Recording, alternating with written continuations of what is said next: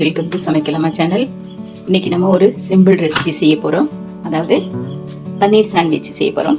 அதுக்கு நான் ஒரு பவுலில் ஒரு 200 கிராம் பன்னீர் எடுத்து வச்சுருக்கிறேன். இப்படி இருக்குதா? இதை நம்ம இப்போது உதுத்து விட்டுக்கலாம். நல்லா உதுத்து விட்டுக்கலாம்.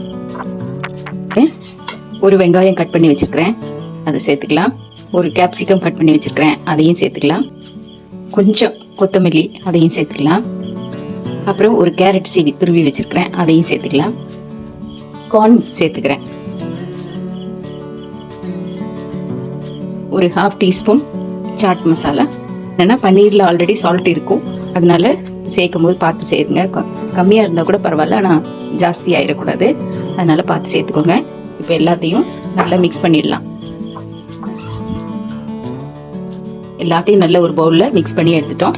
இப்போ நம்ம சாண்ட்விச் செய்ய ஆரம்பிச்சிடலாம். என்கிட்ட சாண்ட்விச் பிரெட் இருக்குது, அதில் நம்ம செய்ய ஆரம்பிச்சிடலாம். 2 பிரெட் எடுத்துட்டு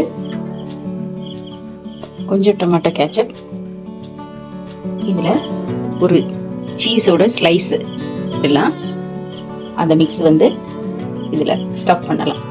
வச்சு இதை நம்ம இப்படி கவர் பண்ணிடலாம். இதில் கொஞ்சம் பட்டர் போட்டு நல்லா ஸ்ப்ரெட் பண்ணி விட்டுக்கலாம். அது மேலே நம்ம ரெடி பண்ணி வச்சுருக்கிற சாண்ட்விச்சை வச்சிட வேண்டியதான்.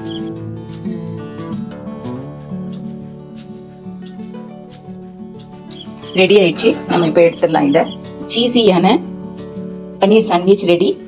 நீங்களும் இது மாதிரி செஞ்சு உங்கள் வீட்டில் கொடுத்து அசத்துங்க. இந்த வீடியோ உங்களுக்கு பிடிச்சிருந்ததுன்னா லைக் பண்ணுங்கள், ஷேர் பண்ணுங்கள், கமெண்ட் பண்ணுங்கள், சப்ஸ்கிரைப் பண்ண மறக்காதீங்க friends. Okay friends, see you all in the next video with another content. Bye, take care.